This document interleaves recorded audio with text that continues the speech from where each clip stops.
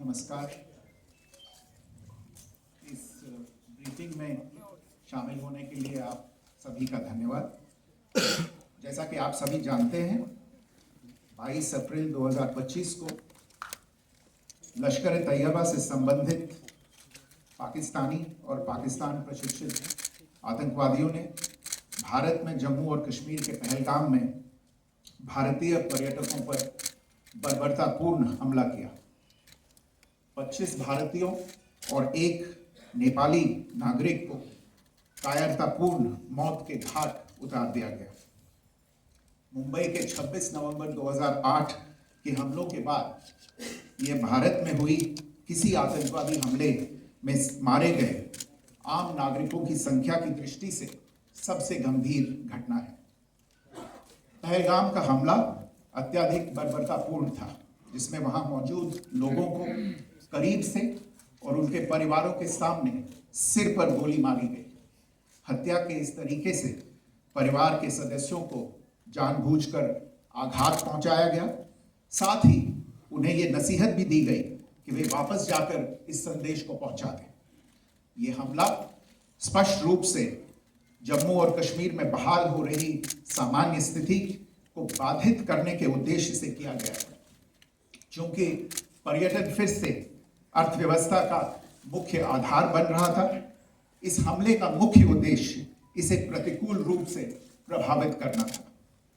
पिछले वर्ष आप सभी जानते हैं 2.25 करोड़ से अधिक पर्यटक कश्मीर आए थे। इस हमले का मुख्य उद्देश्य इसलिए संभवतः यह था कि इस संघ राज्य क्षेत्र में विकास और प्रगति को नुकसान पहुंचाकर इसे पिछड़ा बनाए रखा जाए और पाकिस्तान से लगातार होने वाले सीमा पार आतंकवाद के लिए उपजाऊ जमीन बनाने में सहायता की जाए। हमले का यह तरीका जम्मू और कश्मीर और शेष राष्ट्र दोनों में सांप्रदायिक दंगे भड़काने के उद्देश्य से भी प्रेरित था। इसका श्रेय सरकार और भारत के सभी नागरिकों को दिया जाना चाहिए कि इन प्रयासों को विफल कर दिया गया। एक समूह ने खुद को रेजिस्टेंस फ्रंट TRF कहते हुए इस हमले की जिम्मेदारी ली है। यह समूह संयुक्त राष्ट्र द्वारा प्रतिबंधित पाकिस्तानी आतंकवादी समूह लश्कर तैयबा से जुड़ा हुआ है। ये उल्लेखनीय है कि भारत ने मई और नवंबर 2024 में संयुक्त राष्ट्र की 1267 कमेटी की सैंक्शंस मॉनिटरिंग टीम को अर्धवार्षिक रिपोर्ट प्रस्तुत की थी, जिसमें TRF के बारे में साफ इनपुट दिए गए थे। इससे पाकिस्तान स्थित आतंकवादी समूहों के लिए कवर के रूप में TRF की भूमिका सामने आई थी। इससे पहले भी दिसंबर 2023 में भारत ने इस टीम को लश्कर तैयबा और जैश ए मोहम्मद के बारे में सूचित किया था, जो TRF जैसे छोटे आतंकवादी समूहों के माध्यम से अपनी गतिविधियों को संचालित कर रहे हैं। इस संबंध में 25 अप्रैल को UN सिक्योरिटी काउंसिल प्रेस वक्तव्य में TRF के संदर्भ को हटाने के लिए पाकिस्तान के दबाव पर भी ध्यान दिया जाना चाहिए। पहलगाम आतंकवादी हमले की जांच से पाकिस्तान के साथ आतंकवादियों के संपर्क उजागर हुए हैं। रेजिस्टेंस फ्रंट द्वारा किए गए दावे और लश्कर तैयबा से ज्ञात सोशल मीडिया हैंडल द्वारा इसको रीपोस्ट किया जाना इसकी पुष्टि करता है। चश्मदीद गवाहों और विभिन्न जांच एजेंसियों को उपलब्ध अन्य सूचनाओं के आधार पर हमलावरों की पहचान भी हुई है। हमारी इंटेलिजेंस ने इस टीम के योजनाकारों और उनके समर्थकों की जानकारी जुटाई है। इस हमले की रूपरेखा भारत में सीमा पार आतंकवाद को अंजाम देने के पाकिस्तान के लंबे ट्रैक रिकॉर्ड से भी जुड़ी हुई है, जिसके लिखित और स्पष्ट दस्तावेज उपलब्ध हैं। पाकिस्तान दुनिया भर में आतंकवादियों के लिए एक शरण स्थल के रूप में पहचान बना चुका है।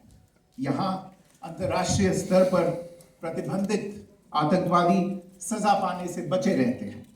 इसके अलावा पाकिस्तान ने इस मुद्दे पर विश्व और फाइनेंशियल एक्शन टास्क फोर्स जैसे अंतर्राष्ट्रीय मंचों को जानबूझकर गुमराह करने के लिए भी जाना जाता है।